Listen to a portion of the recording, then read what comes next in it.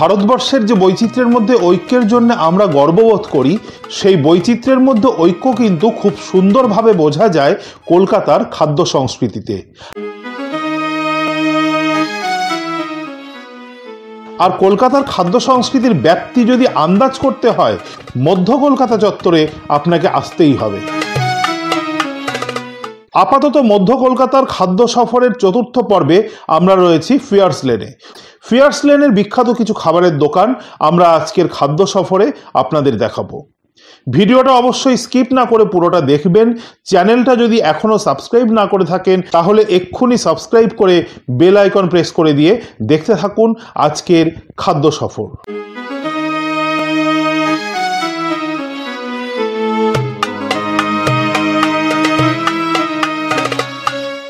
কলুটোলা মোড় থেকে ডান দিকে ঘুরে সোজা ঢুকে গেলে পাওয়া যাবে ফিয়ার্স লেন।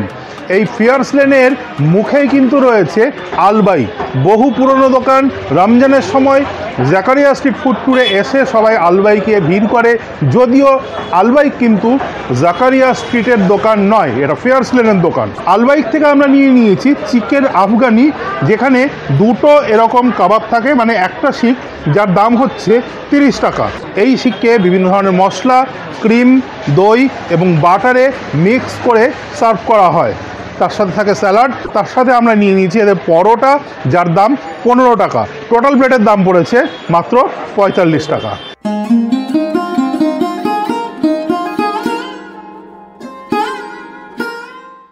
শিক কাবাবটা একদম মখমলের মতন নরম এবং খেতে খুবই সুস্বাদু। পরোটা যেটা সার্ভ করা হয়েছে সেটা যথেষ্ট বড় এবং নরম, ওপরটা অবশ্য বেশ ভালো রকমের ক্রিস্পি।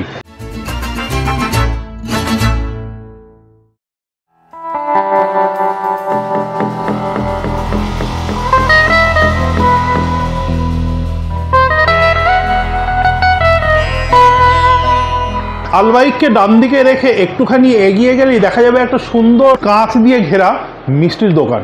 এই মিষ্টির দোকানের নামই হচ্ছে হাজি আলাউদ্দিন। 100 বছরেরও বেশি পুরনো এই মিষ্টির দোকানে কিন্তু খাঁটি ঘিয়ের মিষ্টি পাওয়া যায়। এদের বিভিন্ন রকমের হালুয়া পাওয়া যায়, প্রায় 6 থেকে 7 রকমের হালুয়া এরা রাখেন। তাছাড়া এদের একটি অত্যন্ত বিখ্যাত মিষ্টি হচ্ছে এদের গোলাপ জামুন। হাজি আলাউদ্দিনের একটা অন্যতম সিগনেচার ডিশ হচ্ছে এদের আফলাতুন। এদের আফলাতুন কাগজে মোড়ানো অবস্থায় ছোট ছোট পিসে পাওয়া যায়, এক একটা পিসের দাম 40 টাকা করে। ওজন দরেও কিনতে পারেন, ওজন দরে কিনলে দাম পড়বে 740 টাকা। বাদাম, ক্ষীর, ঘি এবং নানা ধরনের ইনগ্রেডিয়েন্ট একসাথে মিশিয়ে হালুয়ার মতন করে এই খাবারটি তৈরি করা হয়। অত্যন্ত রিচ এই খাবার আপনার স্বাদকোরকগুলোকে উত্তেজিত করতে বাধ্য। এখানকার গোলাপ জামুন কিন্তু কলকাতার নামকরা গোলাপ জামুনের দোকানগুলোর নাম করলে তার লিস্টের মধ্যে অবশ্যই থাকবে। গোলাপ জামুন একদম খাঁটি ক্ষীর আর খাঁটি ঘি দিয়ে বানানো, দাম হচ্ছে 560 টাকা প্রতি কেজি। এদের হালুয়ার কিন্তু অনেক ধরনের কালেকশন আছে। বলতে গেলে হাজি আলাউদ্দিন কিন্তু হালুয়ার স্পেশালিস্ট। এদের 32 হালুয়া আছে, এদের গাজরের হালুয়া আছে, এদের দুধিয়া হালুয়া আছে, এদের মালাই হালুয়া আছে।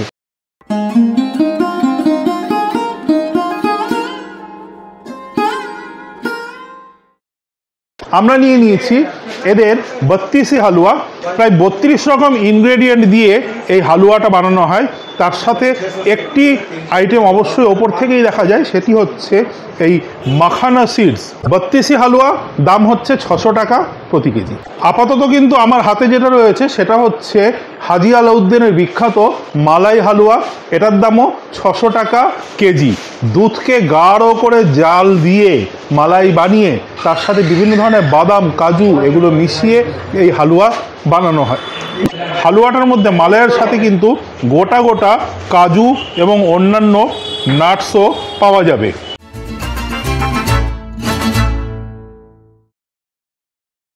হাজি আলাউদ্দিনকে ডান দিকে রেখে একটুখানি সামনের দিকে এগিয়ে এলেই পরপর কিন্তু মিষ্টির দোকানগুলো পাওয়া যাবে। তার মধ্যে আরেকটি বিখ্যাত মিষ্টির দোকান হচ্ছে হাজি লিয়াকাত। এই হাজি লিয়াকাতে কিন্তু বিভিন্ন ধরনের পুরি পাওয়া যায়। এখানে যেমন প্লেন ভাজি আর পুরি পাওয়া যায়, তার সাথে সাথে এখানকার আলু পুরি, ডাল পুরি, ছোলা পুরি এগুলোও কিন্তু বিখ্যাত। আমরা নিয়ে নিয়েছি এখানকার আলু পুরি, যার দাম মাত্র 5 টাকা। আলুর একটা মশলা, পেঁয়াজ, কাঁচা লঙ্কা সমস্ত কিছু দিয়ে বানিয়ে সেটাকে পুর করে এই পুরিটা বানানো হয় এবং এই পুরির সাথে কিন্তু কোনো রকম তরকারি সার্ভ করা হয় না।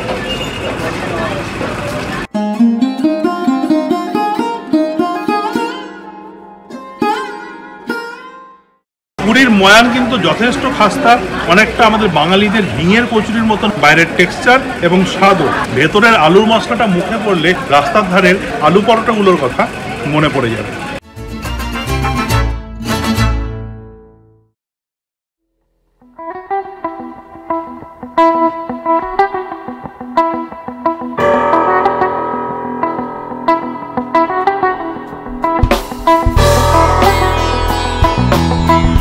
হাজি লিয়াকতকে ডান দিকে রেখে আর একটুখানি এগিয়ে গেলে একটা দোকান পরেই আছে আদমস কাবাব শপ। এই আদমস কাবাব শপ কিন্তু 1918 সালের দোকান। বর্তমানে পার্ক সার্কাসে এদের আরেকটি নতুন ব্রাঞ্চ ওপেন হয়েছে।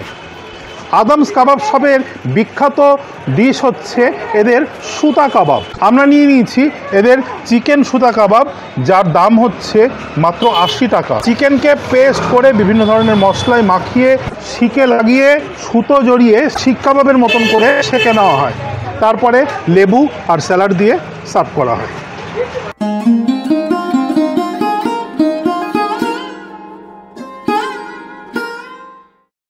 তুলনামূলকভাবে মাটন সুতা কাবাব কিন্তু অনেক বেশি সফট হয়ে থাকে চিকেন সুতা কাবাবের তুলনায়। আমরা যেহেতু দক্ষিণ কলকাতার একটা ফুড ট্যুরে এদের পার্ক সার্কাস ব্রাঞ্চ থেকে মাটন সুতা কাবাব ট্রাই করেছিলাম, তাই আজকে আমরা নিয়ে নিয়েছি এদের চিকেন সুতা কাবাব।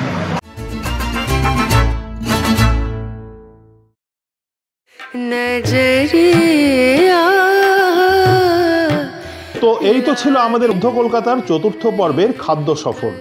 ভিডিও কেমন লাগলো অবশ্যই কমেন্ট করে জানান, আর অপেক্ষা করুন আমাদের পরবর্তী খাদ্য সফরের জন্য। ততক্ষণ পর্যন্ত টাটা।